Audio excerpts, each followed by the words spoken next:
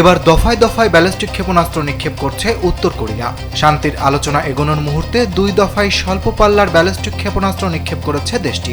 উত্তর কোরিয়ার এই ধারাবাহিক উৎক্ষেপণে নতুন করে শঙ্কা তৈরি হয়েছে পুরো অঞ্চল জুড়ে। সামরিক শক্তি প্রদর্শনের লক্ষ্যেই উত্তর কোরিয়া এমন করছে বলে মনে করছেন বিশ্লেষকরা। দক্ষিণ কোরিয়া সেনাবাহিনীর তথ্য অনুযায়ী প্রথম দফায় ক্ষেপণাস্ত্রগুলো স্থানীয় সময় সকাল 8:50 ছোড়া হয় এবং প্রায় 240 কিলোমিটার দূরত্ব অতিক্রম করে। দ্বিতীয় দফায় আরেকটি ক্ষেপণাস্ত্র ছোড়া হয় দুপুর 2:20। স্যান্ডেলিনা সো রূপচর্চায় আভিজাত্য, যা প্রায় 700 কিলোমিটার পথ অতিক্রম করে পূর্ব সাগরের দিকে গিয়ে পড়ে।